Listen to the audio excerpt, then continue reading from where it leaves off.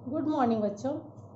मैं पल्लवी सिन्हा आप लोगों को आज क्लास 7th की सुनहरी धूप का पार्ट 1 पढ़ाने जा रही हूँ, जिसमें हम पढ़ेंगे समर्पण कविता। इस कविता के रचयिता हैं श्री रामावतार त्यागी। मैं इनके बारे में एक संक्षिप्त परिचय देना चाहूँगी। देशभक्ति एवं मानव जीवन के विविध पक्षों को बहुत ही सरस ढंग से लिखने वाले श्री रामावतार त्यागी जी का जन्म 1925 को उत्तर प्रदेश के मुरादाबाद जिले में हुआ था। नया खून, 8वां स्वर इनकी प्रसिद्ध रचनाएं हैं। इनकी मृत्यु 1925 में हुई थी। इन्होंने जो कविता लिखी है समर्पण, यह एक देशभक्ति कविता है। इस कविता में देश की धरती का मानवीकरण किया गया है। कवि देश की धरती को माता के समान मानकर उसके अनगिनत उपकारों से ऋणी होने के लिए अपना सर्वस्व उनके चरणों में समर्पित करना चाहते हैं। तो अब मैं पढ़ूंगी कविता की पंक्ति और आप इसे सुनेंगे। समर्पण। मन समर्पित, तन समर्पित और यह जीवन समर्पित, चाहता हूँ देश की धरती तुझे कुछ और भी दूँ। माँ तुम्हारा ऋण बहुत है, मैं अकिंचन, किंतु इतना कर रहा फिर भी निवेदन। थाल में लाऊं सजाकर भाल जब भी, कर दया स्वीकार लेना यह समर्पण। गान अर्पित, प्राण अर्पित, रक्त का कण कण समर्पित, चाहता हूँ देश की धरती तुझे कुछ और भी दूँ। माँज दो तलवार को, लगाओ न देरी, बांध दो कसकर कमर पर ढाल मेरी। भाल पर मल दो चरण की धूल थोड़ी, शीश पर आशीष की छाया घनेरी। स्वप्न अर्पित, प्रश्न अर्पित, आयु का छन छन समर्पित, चाहता हूँ देश की धरती तुझे कुछ और भी दूँ।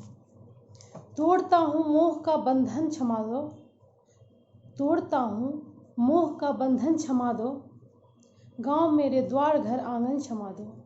आज सीधे हाथ में तलवार दे दो और बाएं हाथ में ध्वज को थमा दो।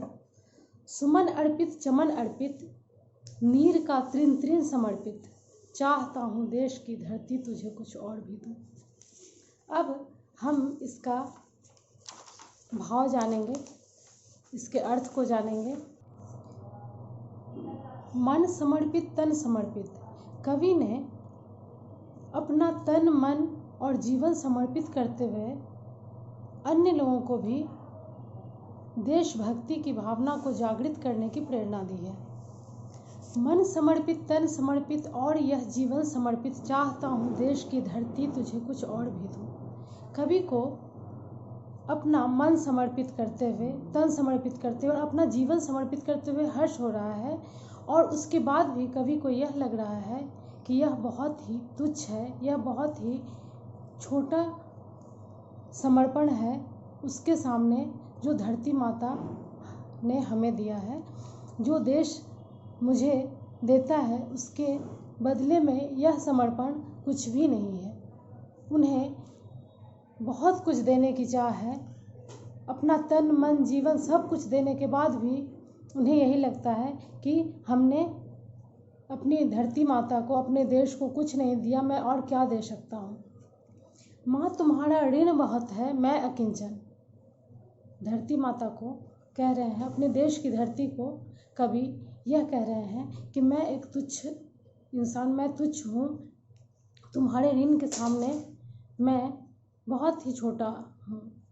तुमने जो दिया है मुझे, अन्न, हमें रहने की जगह दी है, इतना कुछ देने के बाद मैं तुम्हें अगर कुछ भी दे सकूं तो यह मेरे लिए बहुत ही तुच्छ है। किंतु इतना कर रहा फिर भी निवेदन, फिर भी मैं तुम्हें यह निवेदन करता हूं कि यदि थाल में मैं सजाकर, अगर देश की रक्षा के लिए जाते हुए, अगर देश की रक्षा करने के लिए मेरे प्राण भी अर्पण हो जाए, अगर मेरे प्राण भी चले जाएं और मैं अपने भाल को अर्थात सर को, मैं अपने मस्तक को थाल में सजा कर लाऊं तुम्हें अर्पित करने के लिए, तो तुम इसे सहर्ष स्वीकार कर लेना। गान अर्पित, प्राण अर्पित। कवि के मन में जो भी देशभक्ति के लिए उद्गार हैं वो उनके प्राण सब कुछ अर्पित कर देने के बाद भी रक्त का कण कण समर्पित। कवि हम सभी देशवासी को यह प्रेरणा देते हैं कि एक एक कण हमें देश के लिए, देश की भक्ति के लिए अर्पित कर देना चाहिए। और उसके बाद भी कवि की यह इच्छा है कि मैं और क्या दूँ, वह इसमें ही लगे हुए हैं कि इससे आगे, इससे ज़्यादा मैं अपने देश के लिए क्या कर सकता हूँ। और तभी वह कहते हैं कि चाहता हूँ देश की धरती तुझे कुछ और भी दूँ। माँस दो तलवार को लगाओ न देरी। जब एक सैनिक, एक देशभक्त अपने देश की रक्षा के लिए, रक्षा हेतु जा रहा होता है, तो उस समय कवि की यह मनोभावना देखिए। माँस दो तलवार को लगाओ न देरी, बांध दो कसकर कमर पर ढाल मेरी। अर्थात मैं देश की रक्षा के लिए जा रहा हूँ तो मुझे तलवार थमा दो। और ढाल कहते हैं रक्षा करने का जो उपकरण होता है जिससे हम अपनी रक्षा करते हैं, उसको ढाल कहा जाता है। तो बांध दो कसकर कमर पर ढाल मेरी, भाल पर मल दो, भाल अर्थात मस्तक, भाल पर मल दो चरण की धूल थोड़ी। तुम अपने चरण की थोड़ी सी धूल मेरे माथे पर रख दो और शीश पर आशीष की छाया घनेरी, और मेरे शीश पर, मेरे सिर पर अपने आशीर्वाद का छाया दे दो। क्योंकि मैं इस देश के लिए लड़ने जा रहा हूँ, इस देश की रक्षा के लिए जा रहा हूँ। स्वप्न अर्पित प्रश्न अर्पित। स्वप्न जितने भी स्वप्न देखे हैं सब देश के लिए देखे हैं। जितने भी प्रश्न हैं जो देश के लिए हैं, देश के हित के लिए हैं। आयु का छन छन समर्पित। और आयु, मेरी जितनी भी आयु है मैं सब देश को अर्पण करने जा रहा हूँ। देश की भक्ति में मैं उसे अर्पित कर दूंगा। आयु का छन छन समर्पित, चाहता हूँ देश की धरती तुझे कुछ और भी दूँ। तोड़ता हूँ मोह का बंधन क्षमा दो। कोई भी व्यक्ति मोह में बंधा होता है, घर, परिवार, गांव, समाज और शहर बंध के रहता है, और उस बंधन को तोड़कर कवि सर्वश्रेष्ठ, सबसे ऊपर वह अपने देश को रख रहा है। और वह कहता है कि तोड़ता हूँ मोह का बंधन क्षमा दो। यह जितने भी मोह माया हैं, जितने भी मेरे परिवार हैं, बंधुजन हैं, देश समाज में, सब के बंधन को, सब मोह माया को तोड़कर मैं जाना चाहता हूँ देश की रक्षा के लिए। तो तोड़ता हूँ मोह का बंधन क्षमा दो। और वो कवि कहते हैं कि मुझे क्षमा करो, मैं इस बंधन को तोड़ रहा हूँ। गांव मेरे द्वार घर आंगन क्षमा दो। कवि अपने गांव से भी क्षमा प्रार्थी है, गांव से भी क्षमा मांग रहा है। वह अपने समाज से, अपने घर, अपने द्वार, अपने आंगन से क्षमा मांगता हुआ वह कह रहा है कि मुझे क्षमा कर दो, मैं देश हित के लिए सब छोड़ के जा रहा हूँ। आज सीधे हाथ में तलवार दे दो। कवि एक हाथ में तलवार और दूसरे हाथ में वह ध्वज को थामना चाहता है। आज सीधे हाथ में तलवार दे दो और बाएं हाथ में ध्वज को थमा दो। सुमन अर्पित चमन अर्पित। सुमन एक फूल को कहते हैं और चमन उद्यान या उपवन, पूरे उपवन को कहते हैं। तो कवि अपना एक फूल ही नहीं, वो पूरे उद्यान को अपने देश के लिए, अपनी धरती माता के लिए समर्पित करना चाहता है। सुमन अर्पित चमन अर्पित, नीर का तृण तृण समर्पित। नीर कहते हैं घोंसला को, और मनुष्य के लिए घोंसला उसका घर होता है।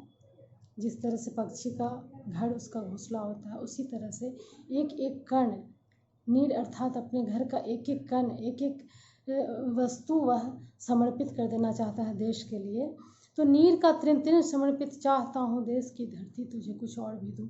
कवि अपना सब कुछ न्यौछावर करके हम सभी देशवासियों को यह प्रेरणा देते हैं कि मनुष्य को सबसे ऊपर, अर्थात समर्पण की ये पराकाष्ठा ही है कि देश के लिए अपने आप को न्यौछावर कर देना, सब कुछ दे देना। इस पंक्ति में जो भाव छिपे हैं मैं आपको 2 लाइन में फिर से बताती हूँ। पाठ की मुख्य अवधारणा कविता के माध्यम से देश प्रेम की भावना को जीवन में सर्वोपरि स्थान देते हुए मातृभूमि के लिए तन मन धन स्वप्न और प्रश्न अर्पित समर्पित कर देने की पुनीत भावना से छात्रों को परिचित कराने एवं देश के लिए प्रेम और श्रद्धा की भावना जागृत करने से संबंधित है।